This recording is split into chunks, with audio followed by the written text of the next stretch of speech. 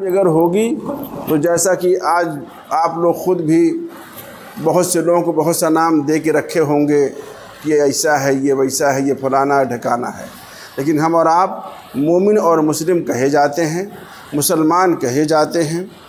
تو مسلمان کہنے کا جو اصل مقصد ہے، اپنے آپ کو یہ دعویٰ کرنا ہوتا ہے کہ ہم نے اسلام کو قبول کیا ہے، اسلام ہمارا مذہب ہے اور ہم اسلام کے چلنے اور ماننے والے ہیں۔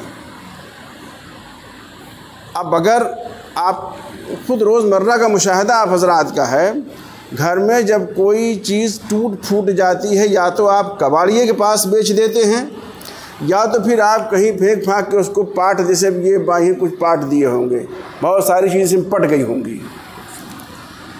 ہم بھی اگر اپنے دعوے میں سچے ہیں، اللہ رب العزت کے ہاں ہم نے اپنے آپ کو اللہ مسلمان کہنا، گویا ہم اللہ کو ایک ماننے والے، رسول کو ماننے والے ہیں۔ یہی اسلام ہے نا بھائی، شروعات یہی بات اسلام کو ہوتی ہے۔ تو جب ہم نے اللہ کو ماننے کا اقرار کر لیا، اپنے رسول کو نبی ماننے کا اقرار کر لیا، تو گویا ہم نے احکام الہی کو طریقے محمدی صلی اللہ علیہ وسلم کے طریقے کے مطابق ہم نے ماننے کا اقرار کر لیا ہے۔ اب اگر ہم نے اقرار کیا تو ہمیں ماننا بھی ہوگا۔ اس وجہ سے اگر ہم نے اس میں کوتاہی کی تو پھر اللہ کی طرف سے پکڑ آتی ہے۔ اور جیسا کہ میں نے کہا کہ ہم لوگ گھروں میں اپنے کوئی جب چیز فالتو ہو جاتی ہے، خراب ہو جاتی ہے، ناکارہ ہو جاتی ہے، کام کے لائق نہیں رہتی، ہم پھینک دیتے ہیں۔ آج ہمارا بھی کچھ حال ایسا ہی ہے۔ ہم دعویٰ کرتے ہیں دین پہ چلنے کا، دین کے ماننے کا اور دین کو اختیار کرنے کا، لیکن افسوس کا مقام محترم بزرگوں دوستو کہ ہماری زندگیوں میں ظاہر داری ہے، دینداری نہیں ہے، دکھاوا ہے، کہیں سے بھی دین کا اس میں کوئی رمق باقی نہیں ہے۔ اسی غرض سے، اور اس کی وجہ کیا سب سے بڑی ہے؟ سب سے بڑی جو وجہ میری اپنی سمجھ سے اور ہم نے علماء سے سیکھا اور سنا ہے وہ یہ ہے کہ ہم نے دین کا علم حاصل کرنا بند کر دیا۔ دین کا علم ہمارے لیے کہاں سے آتا؟ ہم جیسے بوڑھوں کو کہاں سے علم ملتا؟ وہ ہمارے علماء کرام ہیں، دین کی کتابیں ہیں۔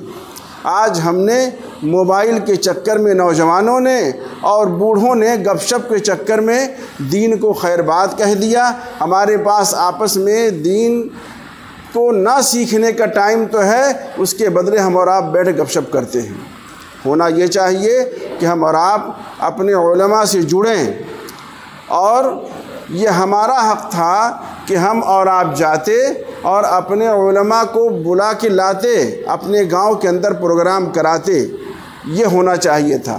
چہ جائے کا کہ آج خود علماء کرام گاؤں گاؤں جا رہے ہیں۔